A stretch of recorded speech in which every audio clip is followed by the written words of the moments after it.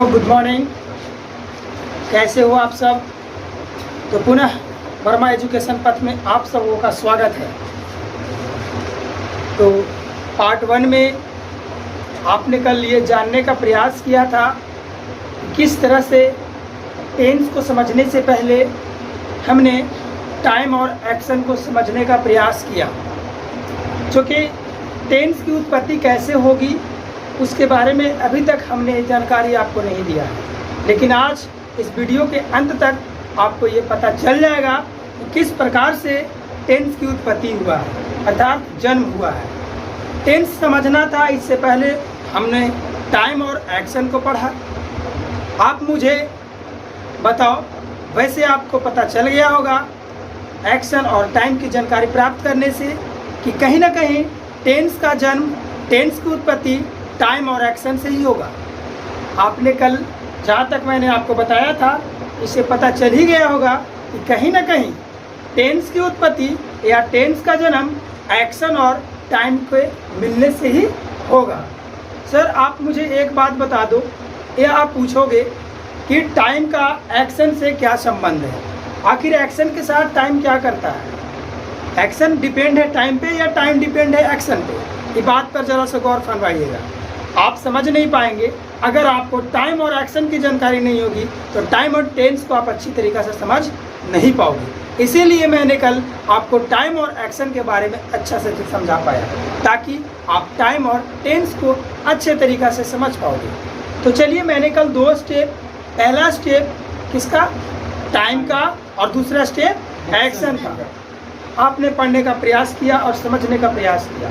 आज हम लोग इसका तीसरा स्टेप पढ़ेंगे, जो कि टाइम का रिलेशन एक्शन के साथ। आज हम लोग रिलेशन को पढ़ेंगे कि टाइम का एक्शन के साथ क्या रिलेशन है और रिलेशन कैसे होता है। इस टाइम और एक्शन को, रिलेशन को जानने से पहले हमें ये बताओ, मैं एक आपको एग्जाम्पल दे करके बताता हूँ, जरा सा आप ध्यान दीजिएगा, गौर फरमाइएगा, मैं आपसे गौर चाहता हूँ। देखिएगा, मेरे हाथ में एक ये मार्कर आपको नज़र आ रही है, और ये मार्कर को मैं यहाँ से छोड़ रहा हूँ, ज़रा नोटिस कीजिएगा आप मेरी बातों को। मैं यहाँ से छोड़ रहा हूँ इस मार्कर को, तो क्या आपको मार्कर नीचे गिरते हुए दिखाई दिया? yes, दिखाई दिया होगा। अगर मेरे हाथ में ये आप ले लो, इसे एक पुस्तक है या कॉपी है, इस कॉपी को मैं यहाँ से छोड़ता हूँ, ज़रा गौर कीजिएगा, इसको भी नोटिस कीजिएगा। क्या ये कॉपियाँ आपको नीचे गिरती हुई दिखाई दी? yes, दिखाई दी होगी। इससे क्या आपको पता चलता है? और भी मैं आपको बताता हूँ, जैसे मैं यहाँ पे खड़ा हूँ, मैं वॉकिंग डिस्टेंस कर सकते, वॉक करते हुए इधर से इधर आया, क्या मैं इधर से इस तरफ मूव करते हुए वॉक किया तो क्या आपको नजर आया? yes, नजर आया। तो कहीं ना कहीं मैंने नजर आया आपको, यहाँ इसके पीछे जो भी मैंने किया, मैंने उस पेन को गिराया, मार्कर को गिराया, तो गिरना क्या कहलाया? मार्कर का एक्शन। क्या कहलाया? एक्शन। कॉपी को गिराया, क्या कहलाया? एक्शन। मैंने वॉक करके इधर से इधर आया, मेरा वॉकिंग क्या कहलाया? एक्शन। और इस एक्शन के पीछे किसका हाथ है? टाइम का। अगर टाइम नहीं रहेगी तो हम एक्शन को देख नहीं पाएंगे, पहचान नहीं पाएंगे। बातें समझ में आ रही है? चलिए मैं एक एग्जाम्पल आपको बताता हूँ, और भी जैसे देखिए, मैं एक एग्जाम्पल बताता हूँ।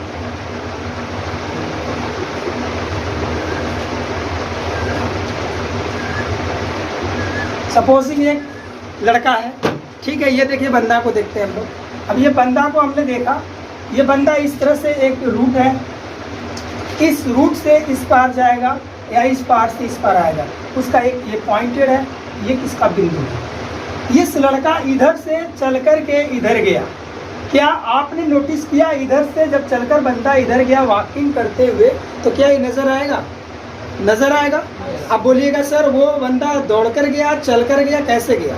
अगर वॉक करके जाएगा वो भी नजर आएगा, वॉक करके जाएगा तो उस लड़का का एक्शन क्या कहलाएगा? वॉक। अगर ये लड़का दौड़ कर जाएगा तो उसका एक्शन क्या कहलाएगा? रन। बात तो समझ में आ रही है? yes, तो ये एक्शन के पीछे हम लोगों का हाथ किसका है? टाइम का। टाइम है तभी आप उसको एक्शन को देख पा रहे हैं। यानी कह सकते हैं कि action is depend on time. Action जो है कि टाइम पे डिपेंड है। अगर टाइम नहीं पता चलेगी तो एक्शन की कोई जानकारी हमें नहीं मिल पाएगी, है ना। यानी कि टाइम होना बहुत ज़रूरी है। चलिए अब मैं बात करता हूँ कि ये बंदा इस पर्टिकुलर बिंदु से इस बिंदु तक जाने का काम किया, तो उसका कोई ना कोई अपना पार्टिकुलर स्पीड होगा, कोई ना कोई इसका पार्टिकुलर स्पीड होगा, अपना स्पीड से चला हो बंदा, वो उसका स्पीड होगा जो कि कोई भी डिस्टेंस होगा, वो उस डिस्टेंस को पार्टिकुलर स्पीड से वो तय किया। चलिए, उसका कोई स्पीड होगा। अब मैं आपसे पूछता हूँ कि उसकी स्पीड को हम क्या कर देंगे, इन्फिनिटिव कर देंगे। स्पीड को इन्फिनिटिव कहने का तात्पर्य हुआ उसकी चाल को हम इतना बढ़ा दें कि वो बंदा चलेगा तो मुझे नज़र नहीं आएगा। ऐसा क्यों होता है? जब टाइम यानी स्पीड जब इन्फिनिटिव हो जाएगा तो आपका जो टाइम होगा वो क्या हो जाएगा, टाइम क्या हो जाएगा, शून्य हो जाएगा। और जब आपका टाइम ही शून्य हो जाएगा, टाइम पता ही नहीं चलेगा, तो क्या एक्शन पता चलेगा? नहीं। तो बंदा इधर से उधर जाएगा, आपको दिखेगा भी नहीं। आप देखेंगे 10 मिनट पहले इधर था, 2 मिनट बाद देखेंगे कि उधर चला गया, जाते आपको नजर नहीं आएगा। क्यों? क्योंकि उस समय टाइम आपको पता नहीं चल रहा, टाइम है ही नहीं, टाइम आपका शून्य है। इससे तो आपको समझ में आ ही रहा होगा कि एक्शन को होने के लिए किसका जरूरत है, टाइम होगा। अगर टाइम नहीं रहेगा तो एक्शन नहीं हो पाएगा। यानी कि एक पार्टिकुलर दूरी तय करने के लिए उसका एक पार्टिकुलर डिस्टेंस था, और उसका कुछ न कुछ तय करने के लिए उन्होंने समय लिया। और जब समय लेगा तब हम एक्शन को देख पाएंगे, और जब समय उसका शून्य हो जाएगा तब हम एक्शन को देख नहीं पाएंगे। बातें समझ में आ रही है? आप गाइस इतना समझ गए होंगे। अगर आपको समझ में नहीं आ रही है तो आप ज़रूर बताएंगे हमें। तो ये मैंने अभी कवर किया, एक्शन किस तरह से टाइम पे डिपेंड है। मैंने कल 2 टाइप्स पढ़ा था, एक्शन, टाइम। आज मैं रिलेशन को बताऊंगा, तो फ्रेंड्स आपको ये समझ में आ गया होगा कि जिस दिन टाइम समाप्त हो जाएगी, टाइम खत्म हो जाएगा, उस दिन एक्शन भी खत्म हो जाएगा। अगर टाइम पता नहीं चलेगा तो एक्शन का भी हमें पता नहीं चलेगा। टाइम खत्म, एक्शन खत्म। मार्कर आपको गिरता हुआ नजर आया, क्योंकि मार्कर के गिरने में समय लग रहा था। मैं अगर आपको खाता हुआ नजर आऊंगा, उसके पीछे कि मुझे खाने में समय लगेगा। बातें समझ में आ रही है? अगर समय को, टाइम को इन्फिनिटिव कर दिया जाए तो एक्शन नजर नहीं आएगी। आपको समझ में आ गया होगा सारी चीजें। यानी कि पूरी तरह से हम कह सकते हैं कि एक्शन जो है किस पर डिपेंड है, टाइम पे। टाइम पे एक्शन डिपेंड है, यानी कि टाइम पे एक्शन डिपेंड है, एक्शन पर टाइम डिपेंड नहीं है। बातें समझ में आई?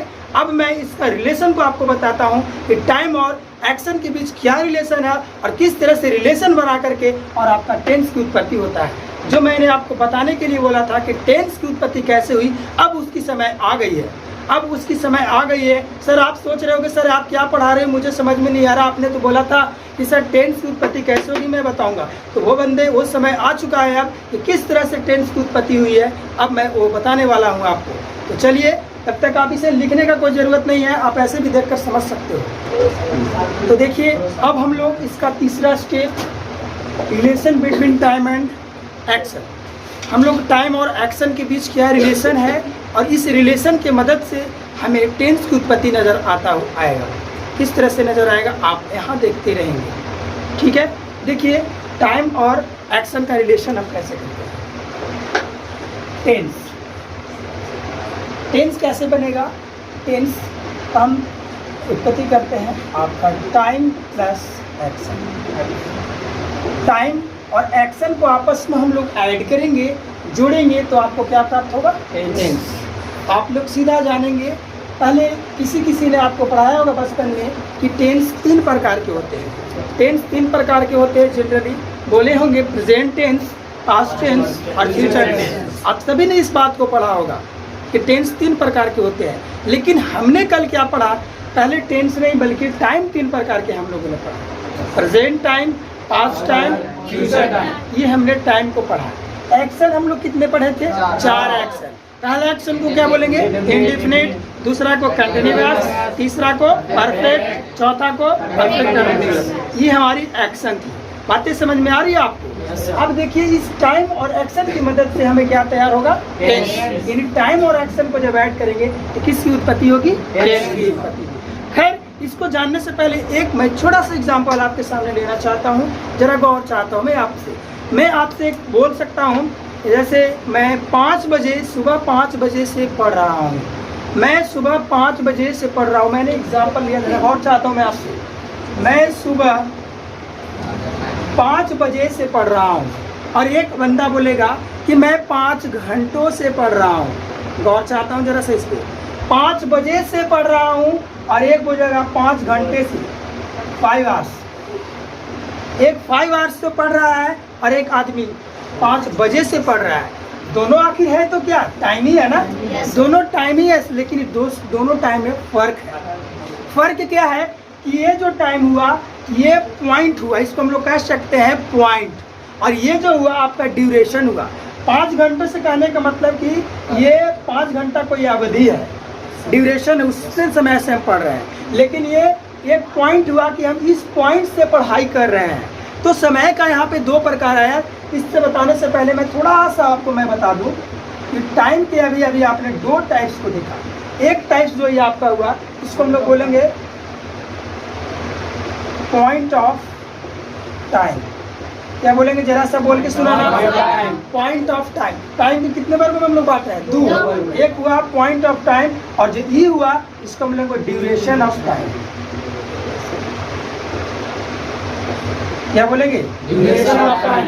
यानी कहने का मतलब जैसे मैं बोलूँगा कि मैं सुबह 4 बजे से पढ़ रहा हूँ, तो सुबह 4 बजे टाइम तो है, लेकिन वह कैसा टाइम है?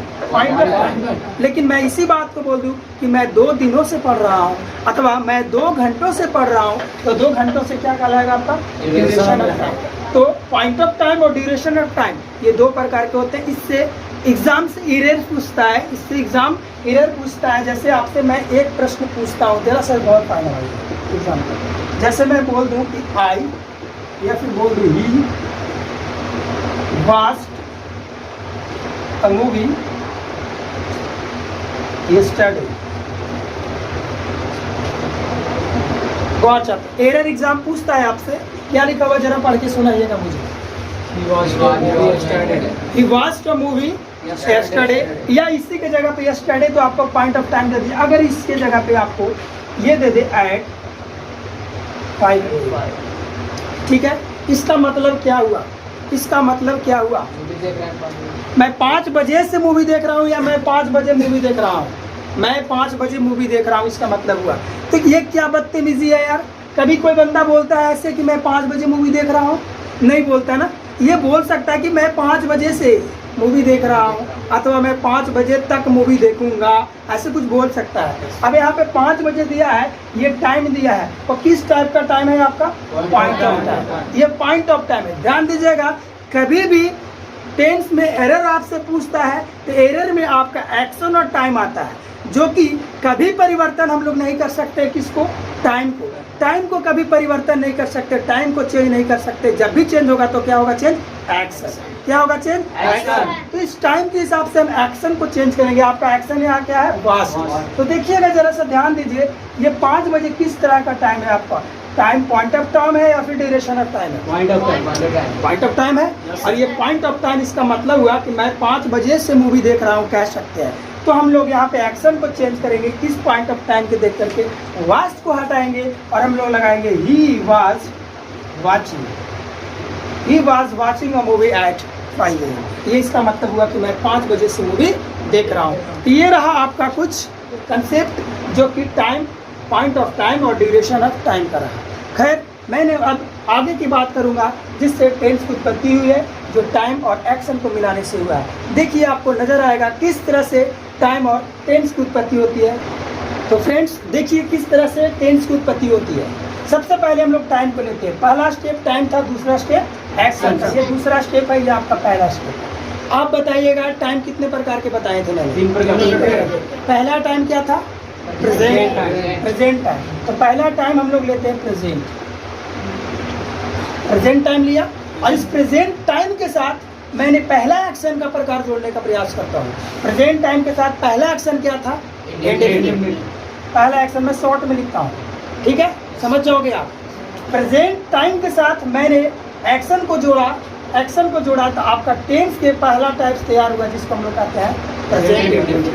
क्या कहते हैं? Present indefinite.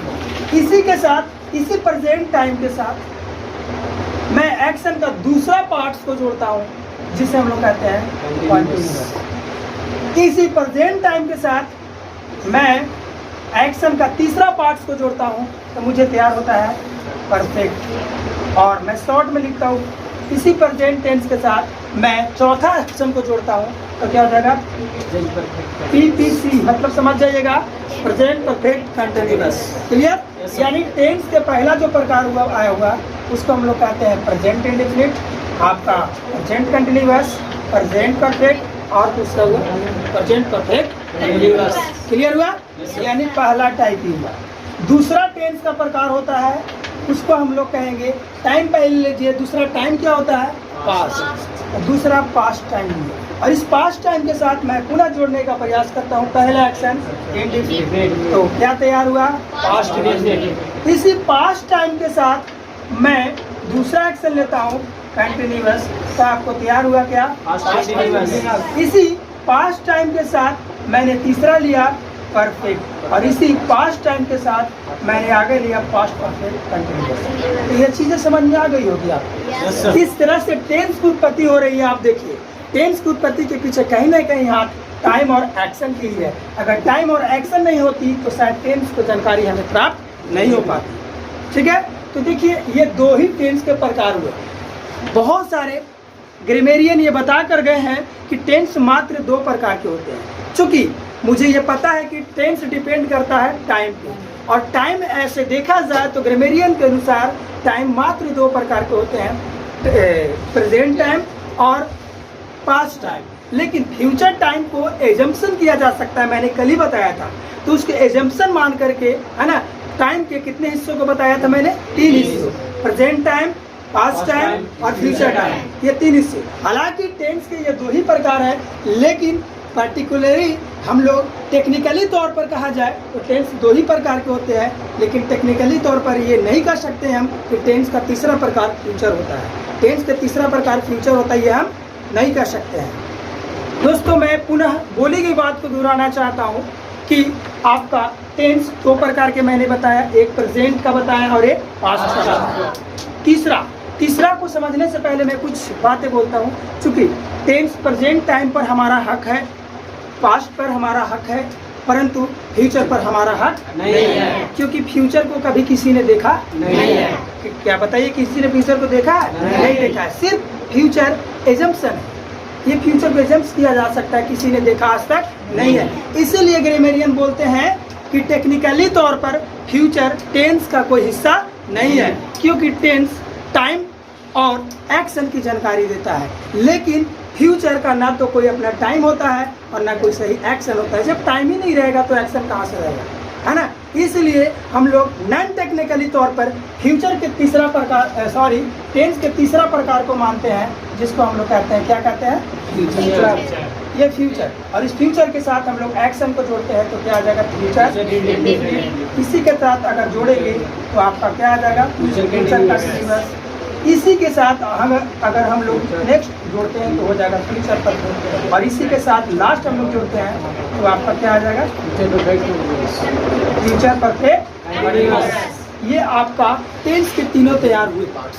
आपको मैं बता दूं कि मॉडर्न इंग्लिश एवं ट्रेडिशनल इंग्लिश में आप क्या फ़र्क है देखने का प्रयास कीजिएगा। मॉडर्न इंग्लिश और ट्रेडिशनल इंग्लिश में क्या फ़र्क है वो आप देखने का प्रयास कीजिएगा। मैं आपको बता के जा रहा हूँ। अब मैंने आपको ये बताया कि टेंस क्या है, और मैंने ये बताया टेंस का टाइप्स। आपको टेंस का टाइप्स समझ में आ गया होगा कि टेंस का टाइप्स क्या है, टेंस क्या थी, टेंस की उत्पत्ति कैसे हुई थी। आपको ये बात समझ में आ जाना चाहिए कि टेंस जो है, किसी टाइम पर जब कोई एक्शन करता हुआ नजर आएगा, किसी भी समय पर जब कोई एक्शन करता हुआ नजर आएगा, उसी को हम लोग टेंस कहेंगे। बातें समझ में आ रही है?